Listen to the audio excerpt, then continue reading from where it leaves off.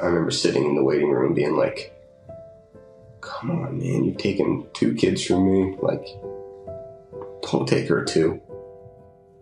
When people do see these statistics, they're not just statistics. You know, that's my wife, that's my kids.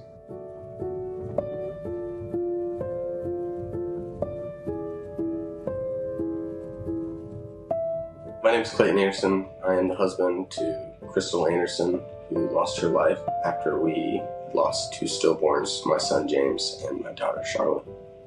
So after we lost James, we ended up trying again at the end of September, November 26th. She just pulls out the pregnancy test from behind her back, try to get in to see the OB as soon as possible. They're like, well, the earliest we could see you is the first week in January. Called maternal-fetal-medicine.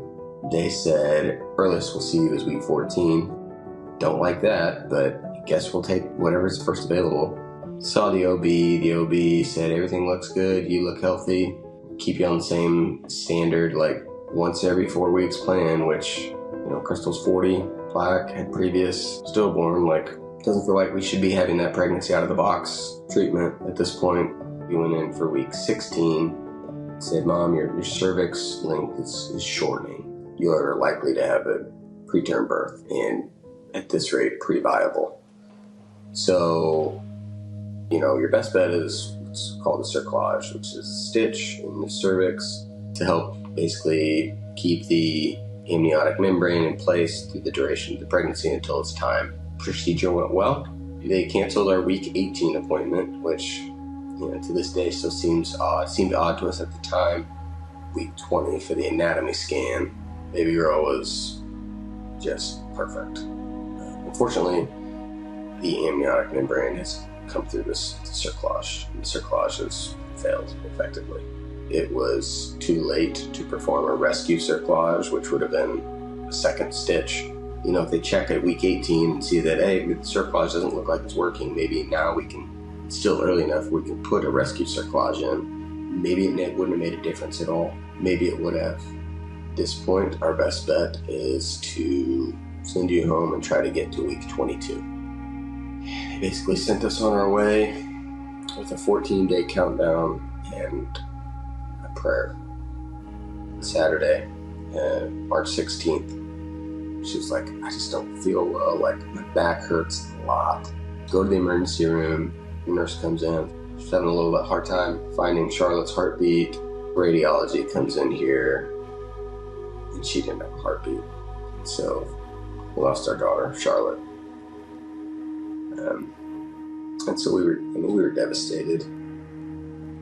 Krystal had spiked a fever right before midnight. The medical team started getting a little more apprehensive, a little more nervous, because Krystal's vitals were starting to go all over the place, and her vision was blurring a little bit. He'd had sepsis before with James. He didn't realize that this is probably the path we're going down again. She was scared. And I was telling her, hey, you know, it's going to be all right, honey. Like, I'll be right here the whole time. I love you. Gave her a kiss. They found E. coli in her bloodstream. She had septic shock and total lung and liver and kidney failure. Krystal coded. And they saved her the first time. And then she coded again. And they briefly saved her again there. And then she coded the last time at 2:53 a.m. on Wednesday, March 20th. And they were not able to save her that time. Went in and just sat there with her. Oh, maybe there's some way that you can just transfer your life into her and it'll bring her back, but no.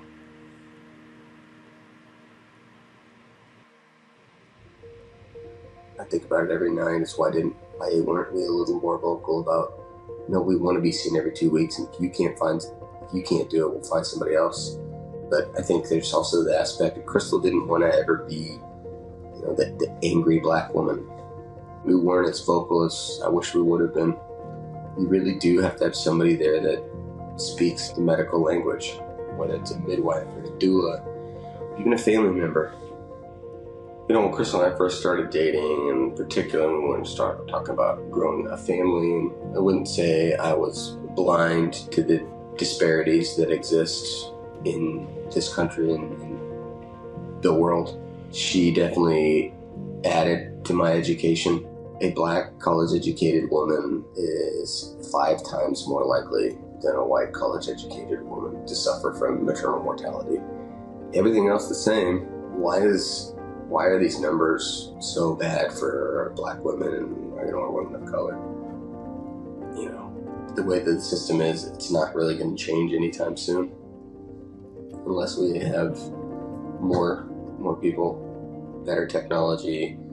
We're able to see moms more often. We're not doing the pregnancy out of the box thing.